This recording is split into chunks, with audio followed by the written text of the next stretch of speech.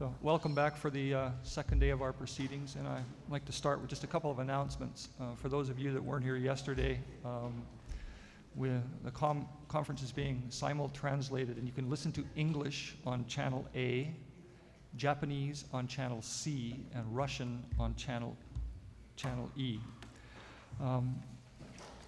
As we did yesterday, after our morning session, we'll go upstairs into the tower room for lunch. And David Norlander has kindly agreed to do his presentation again if any of you missed it yesterday. So that will happen at 12:30 in the same seminar room at the end of the tower room. We also have another scheduled event at 1 p.m. Dartmouth College photographer wants to take a group photograph of all the conference attendees in front of the displays out here in the library. So after lunch and just before our afternoon session starts, we'll meet for a group photograph. And lastly, the photographs of the conference that have been taken by various photographers are already posted on the website. So if you have nothing to do, you can see yourself already up on the conference website.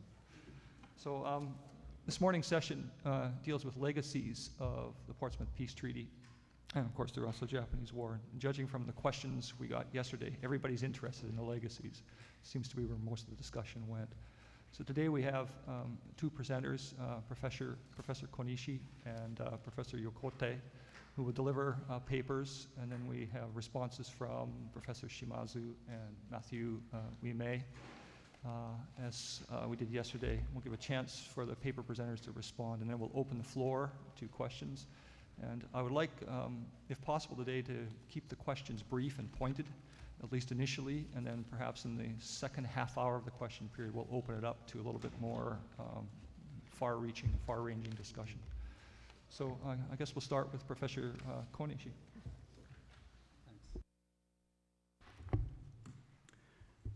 Thanks.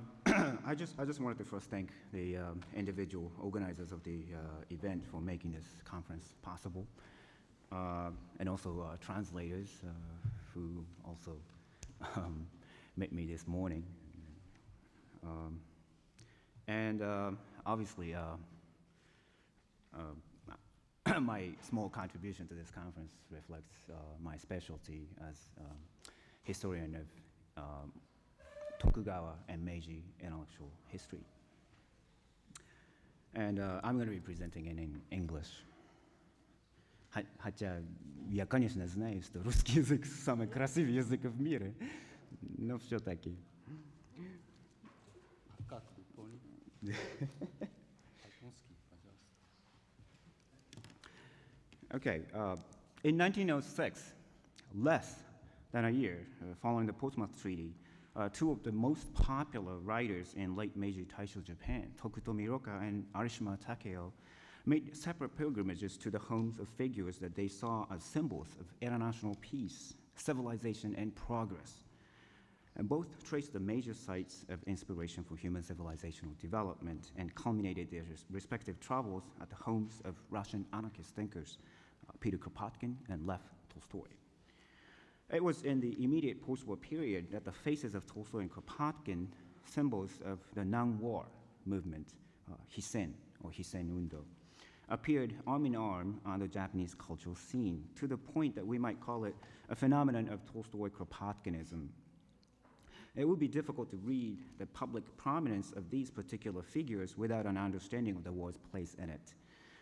If, as historian Hyman Kubling has suggested, Japanese and Russians during this period provide us with one of the most successful and unique cases of anti-militarism in a time of war in modern history, it is a topic that deserves further reflection. And I will focus my discussion on the historical meaning embedded in the Hisen non-war. Historians of modern Japan have had little interest in the puzzling fact that Russian-Japanese non-state cultural and intellectual relations have been most intimate and intense when diplomatic relations were at their worst and their nations at war. So how do we make sense of such a chasm between poor state relations and rich non-state cultural and intellectual relations, which during and after the war centered around Tolstoy and Kropotkin? In short, everything is going to be in short today, but the answer to this mystery was the question of modernities. With the Russo-Japanese War, a body of intellectuals came to share the view that the war represented a retrogression of human progress and civilization. And it was this thought that provides the key to understanding the hisen of anti-militarism. Their thought contrasted with the Western modernity that sanctioned, if not heroicized, Japan's entry into the community of nation-states as a result of its victory in war and empire building. And in my essay, I attempted to show that the war helped to clarify and concretize an independent discourse of modernity and a nationalist vision of human progress and civilization based on the cooperative principles of anarchism, rather than the story and historical meaning of two imperial powers in conflict, with Japan trying to be recognized as a member of the civilized community of nation-states and that of the Christian West. According to the vision, cooperation was a key factor of civilizational development, and human society, in this view, had been advancing toward higher degree of cooperation and spontaneous association among subjects. And I refer to this urge to change and corresponding actions as cooperative anarchist modernity. It's important to note here that participants did not oppose the West or America as in anti-Americanism, but the modernity in which many people located themselves. Non-war participants' temporal belonging to the cooperative concept of progress and civilization often transcended national boundaries. To interpret the phenomenon under investigation, therefore, necessitated seeing international history not only from non-state level, but also from non-organizational perspectives, so not United Nations and so forth. In this particular case, by tracing the transnational interlocking networks and social thoughts and practices that emerged from there. In this way, an entirely new history emerged before us.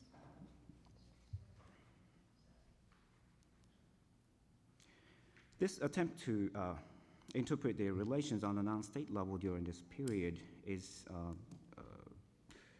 for our purpose today, mainly twofold. And first, I will trace the meaning of the term heimin, non-war, people, through which hisen, non-war participants and beyond articulated themselves in the modern world. And second, I will discuss very briefly what I called history slide that occurred simultaneously during this very time and space. And this will also explain how and why Tolstoy and Kropotkin were utilized in Japan.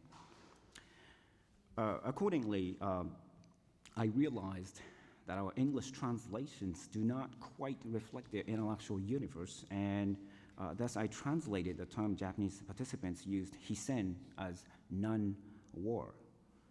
Post-Asia Pacific War historiography has translated hisen or hisen undo as anti-war or anti-war movement, undistinguished from the term hisen undo. And this translation may be misleading, for the term hansen, as it's been used, refers to an oppositional position against a particular war, as in anti-Vietnam War.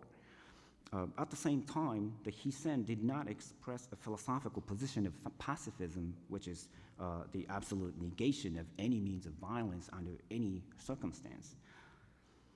While participants may well have been going against the war and taking the position of nonviolence, neither term reflects our historical interpretation of the intellectual universe that the term represented. In fact, hisen was a term historically specific to the Russo-Japanese War, with the war being the only time that the term would ever be used. Despite this, non-war movement of the Russo-Japanese War period would be an inspirational model for the various anti-war movements to follow in 20th century Japan. But inherent in the language of hisen was an independent construct of civilization and progress from Western modernity. And according to their construct, imperialist wars were not a part of that modernity and therefore absent. And this was an intellectual phenomenon for a given understanding of progress and civilization rather than against a particular war. Okay, let me now talk a bit about the term heimin. The Hissen Nan-war revolved around the language of heimin, people, as moral vocabulary. During the war, the long stigmatized term for low-class commoners, heimin, became a widely used new moral vocabulary for the modern subject. And the wartime notion of heimin departed from our accepted English translation of heimin as commoners that possesses associations of an uncultured mass.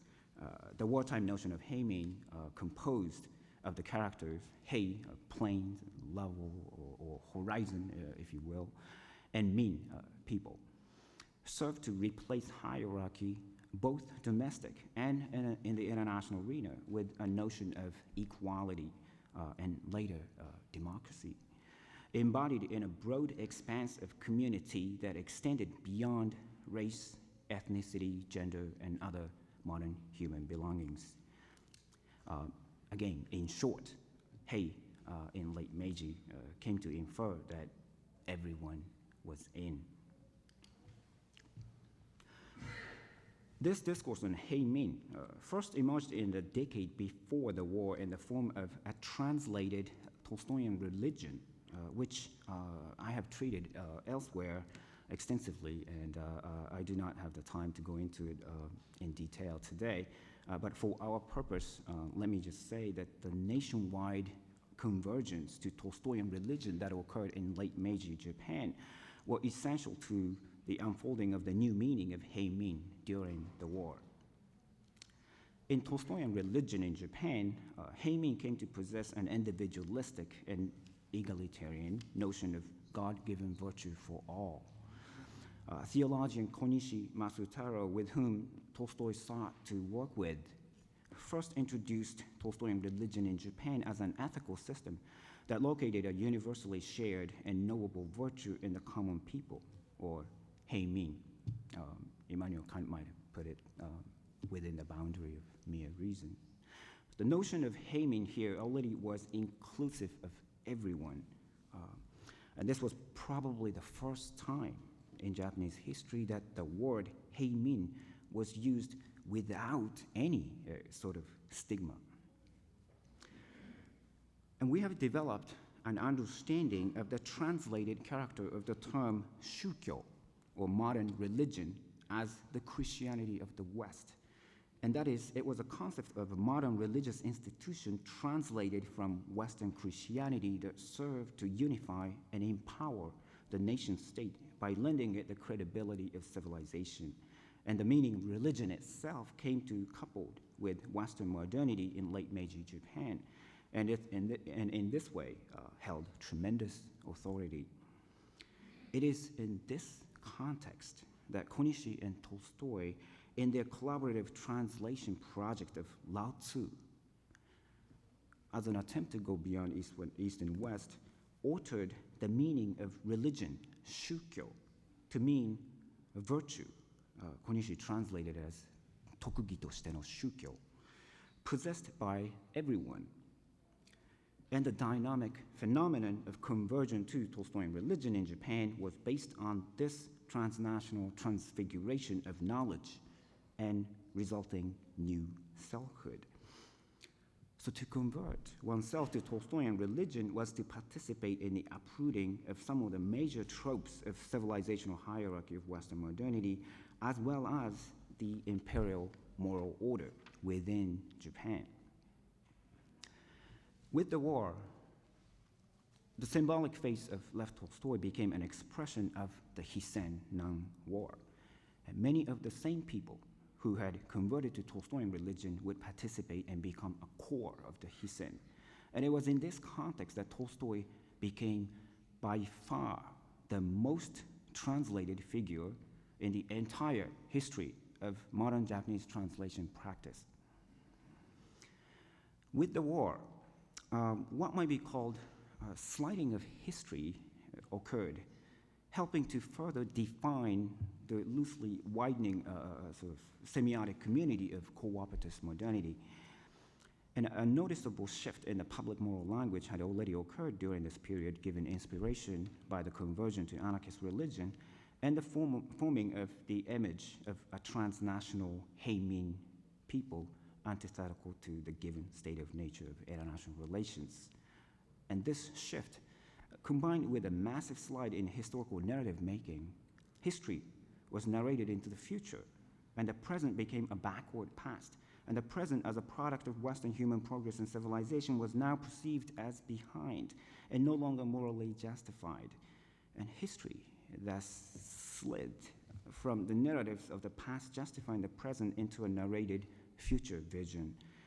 And the present was now determined as the key moment in time and space in which members were to actively create and rectify history for the future. So here, history became somewhat akin to a theory of change, theory of moral knowledge and action in the here and now. Corporatist anarchist modernity was expressed following the war increasingly in terms of history, of the urgent need to rectify or to save history, or Arishima Takeo put it, kiyome tadasu, cleansing and morally correcting. And Japanese intellectuals would appropriate the historicism in Kropotkin's anarchist writings as a coherent expression of the very thoughts already circulating during the war. Kropotkin's mutual aid added evolution or time, if you will, to the transnational notion of Heimin. And according to anarchist historicity, human civilization developed without the need for central governance and based on the principle of mutual aid. And with this radical overturning of the concept of civilization and progress, social Darwinism and its application to civilizational progress, then dominant among state intellectuals in Japan, appeared helplessly wrong. Okay, a couple of statements to conclude. The epistemological capacity of cooperative anarchist modernity would provide for a variety of distinctive modern Japanese intellectual phenomena manifested in multiple ways in spheres of education, the women's liberation movement, Ito Noe, Takamura Itsue. I can keep going just to name a couple of leading feminist movement, cooperative anarchists. The first national union of students, the Esperanto International Language Movement, which was again directly coming out of this, literature, children's art, some agricultural cooperatives, and just plain everyday life. It's also quite interesting to see how cooperative anarchism came to define a concept of democracy, by the 1920s, with commonly used symbolic faces of Tolstoy and Kropotkin. With the narrative of Western modernity repeated as essentially the sole historical meaning and value embedded in the story of the Russo-Japanese War for modern Japan, historians of Japan have often participated in the cultural fold of Western modernity. Along the way, any phenomena that did not fit this logic have been categorized as products of nativist or nationalist counter-urges or counter-gaze of the West, if you will. Behind this tendency has been the cultural construct of East and West as the way to see modern Japan in the wider world. In this intellectual universe, somewhat ironically, the more we have expanded the ways to look at the momentous events of the Russo-Japanese War and the treaty that ended it in recent years, the more we have solidified the importance of Western modernity as the sole intellectual foundation for modern Japanese intellectual life.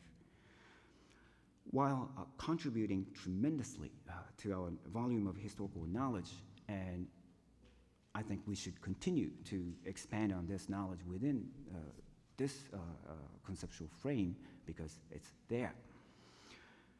But this has also led us to overlook the phenomenon under exploration, which was neither an expression of the ideology of Western modernity nor of encountering nationalism or nativism. Arishima and Roca's pilgrimages expressed their attempt to immerse themselves, body and soul, in an alternative historical narrative, a new temporal belonging that transcended the cultural construct of East and West, yellow and white, uncivilized and civilized, colonized and colonizer. In short, the success of the anti-militarism that occurred between Russian and Japanese intellectuals on the non-state and non-organizational level was largely an expression of the unfolding of this temporal belonging that I characterize as corporatist modernity. Just to end, I should note that the Portsmouth Treaty nor the Nobel Peace Prize awarded to Roosevelt, despite their powerfulness as symbols of peace at the time, were ever mentioned in the writings of major figures of the Hissen. And this conscious ignorance of the negotiated peace was important for participants in molding the development of cooperative anarchism as an independent modernity. So here, in its weighty absence, in a sense, lay the cultural legacy of the treaty for this particular history of modern Japan. Thank you.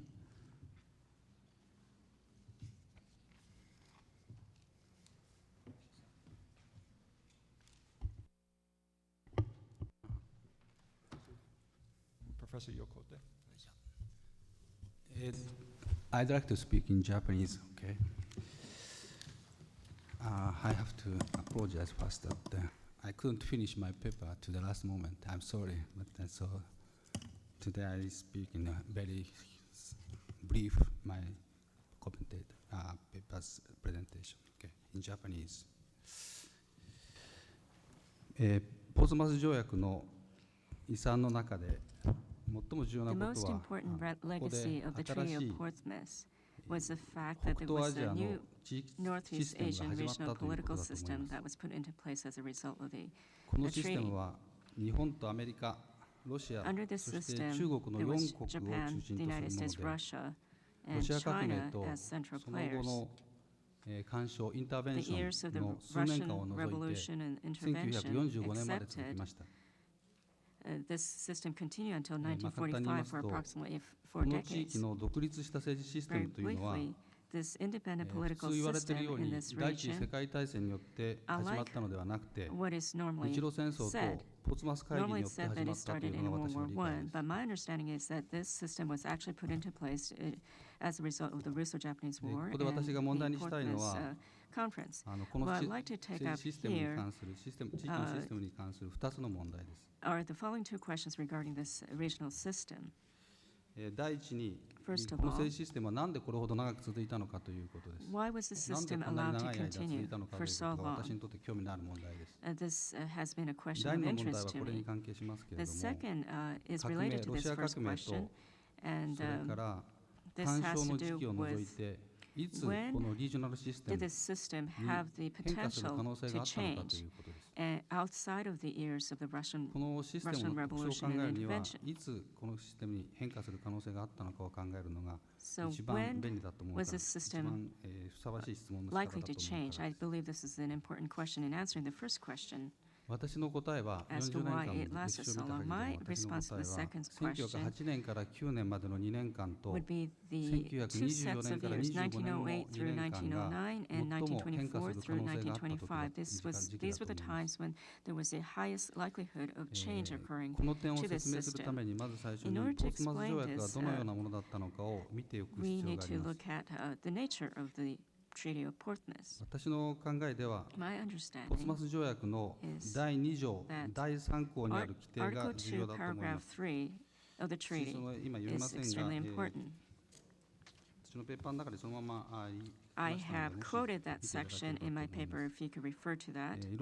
ロシア政府は、ロシア The- 帝国政府は、The Russian 自 imperial 自国が持っている満州における権益は決して Imperial 中国 government of の主 Russia 権に反する declares もの that で it もな has けれ no ば、 territorial それ advantages か or ら機械均等の preferential 原 or 則に exclusive 両立し concessions ない in ものではないと Manchuria 規定してい of る項目 such a です。 nature as to impair the sovereignty of China or which are incompatible with the principle of equal opportunity.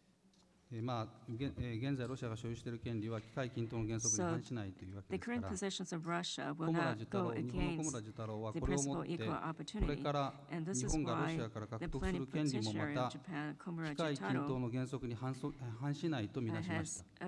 deemed this to つ mean まりロシアとともに the 日 rights 本 that は Japan will 満 be 州で経営 inheriting をす from ることは Russia 経営 will をして not いく go ことは against the principle ロ of シアの equal 規定が言うとお opportunity り、もし or この条約が正しければ preserving the 今 sovereignty の of ところ China.